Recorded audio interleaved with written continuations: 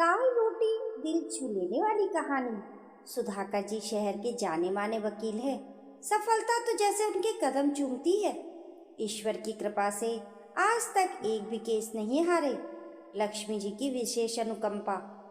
हर तरह से सुख संपन्नता से भरा उनका महल जैसा घर शहर में अलग ही दिखाई पड़ता था। दो बेटे, दोनों पढ़ने में बहुत होशियार। पिता के पद चिन्हों पर चलते, एक LLM कर रहा था, दूसरा MBBS कर रहा था।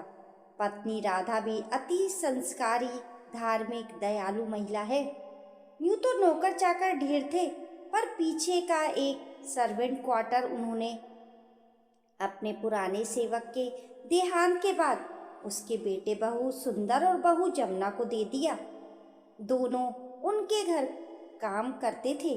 छोटे दो बच्चे भी थे, दोनों स्कूल जाया करते थे। हंसता खेलता परिवार था, सीमित आय पर हमेशा खुश रहा करते थे। आइए जी, खाना लग गया है, राधा जी ने आवाज लगाई। क्या बना है आज? टेबल तरह तरह के व्यंजनों से सजी हुई। सुधाकर जी ने थोड़ा थोड़ा सब चखा और उठ गए। ये क्या, आपने तो ठीक से कुछ खाया ही नहीं। सभी डिश तो आपकी ही पसंद की बनवाई है मैंने। पता नहीं राधा, काफी दिनों से भूख ठीक से लगती नहीं, न जाने क्यों। अरे क्या हुआ? चलिए कल ही डॉक्टर को दिखाते हैं। ऐसे कैसे भूख नहीं लगती? कितना दिमाग खपा के आते हैं कोर्ट में। ढंग से खाना नहीं खाएंगे तो कैसे चलेगा? राधा जी चिंतित स्वर में बोली। राधा जी की बातों से छलकते प्रेम और चिंता को महसूस करते सुधाकर जी मुस्कुराकर बोले, इतना मत सोचो राधा, घबराने की कोई बात नहीं। कल मैं अच्छे से खाना खाऊंगा, ठीक है ना? पकवानों से भरी मेज देखकर भी खाने की इच्छा ही नहीं होती। लगता है डॉक्टर से मिलना ही पड़ेगा। राधा भी उसकी पसंद को ध्यान में रखते हुए ही भोजन व्यवस्था करती थी। फिर भी अरुचि क्यों हो रही है खाने से? सोचते सोचते बाहर आकर गार्डन में टहलने लगे। मंद मंद ठंडी हवा मन को बड़ी राहत दे रही थी। घूमते हुए पीछे की तरफ चले गए, जिस तरफ सुंदर का छोटा सा घर था। छोटे छोटे दो कमरे, छोटी सी रसोई। जमुना ने कमरे के सामने के बरामदे में भी चूल्हा बना रखा था, जो इस समय सुलग रहा था। चूल्हे पर दाल चढ़ी थी, जिसकी भीनी सी खुशबू पूरे वातावरण में फैली हुई थी। जमुना आटा गूंद रही थी। दाल शायद पक गई थी, चूल्हे से उतारती अब रोटी बनाने की तैयारी में थी। सुधाकर जी को वो माहौल इतना मंत्रमुग्ध लग रहा था कि वो दूर खड़े खड़े देखने से खुद को रोक नहीं पा रहे थे। जमुना आज बघार नहीं लगाया दाल में, कल की सब्जी के लिए बचाया है तेल। बच्चों के डिब्बे में रखने को आलू बनाने हैं ना, कल पगार मिल जाएगी तो तेल के साथ और सामान भी ले आना। रुको, फीकी दाल तुम्हें भी ना भाएगी। जमुना ने झटपट लहसुन की कुछ कलियां ली, लाल सूखी मिर्चें और नमक डालकर सिलबट्टे पर पीस ली। लो बघार तैयार। क्या करूं, इतनी महंगाई है। एक समय सब्जी, एक टाइम दाल, यही बजट मैं पूरा पाती हूँ। आंखें पोंछने लगी पल्लू से। सुंदर ने उसके आंसू पोंछते हुए बोला, पगली रोती क्यों है? सब ठीक हो जाएगा।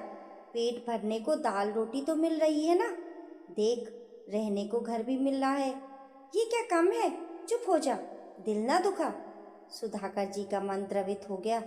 कितनी मुश्किल से जीवन चल रहा है इनका, फिर भी कितने संतुष्ट हैं। राधा ने दाल में थोड़ी चटनी मिला दी और बोली, लो चटपटी दाल तैयार, चलो बच्चों को बुलाओ, मैं रोटी सेकती हूँ। सुधाकर जी को तलब होने लगी। मन करने लगा, काश एक रोटी और दाल भी मैं खा पाता। अचानक कंधे पर किसी ने हाथ रखा। देखा तो राधा जी थी। बहुत देर से आपकी भाव भंगिमा देख रही हूँ, आपको दाल रोटी खाना है ना? लीजिए मैं खिलवाती हूँ। अरे राधा नहीं, क्या कर रही हो?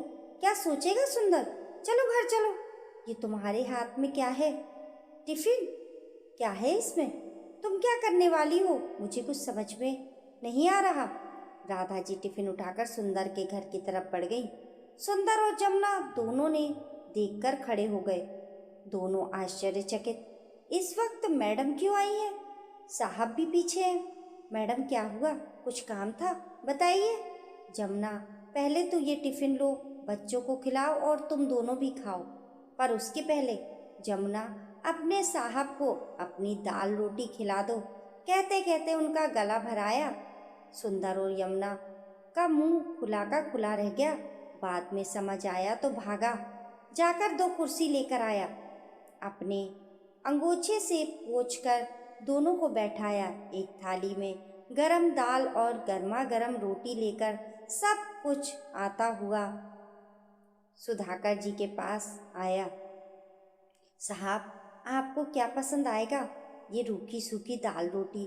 शर्मिंदा कर रहे हैं साहब आप।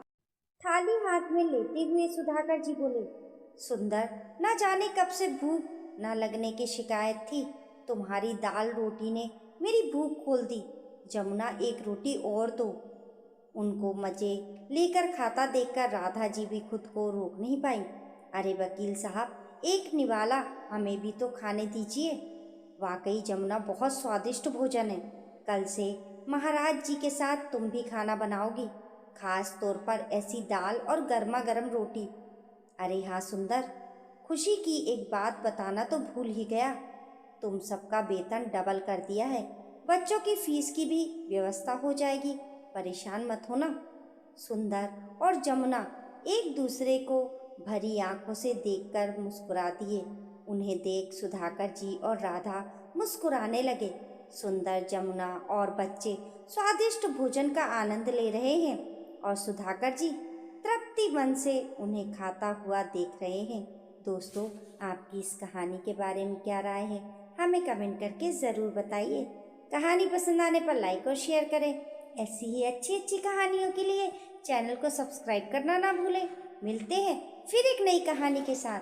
तब तक के लिए नमस्कार।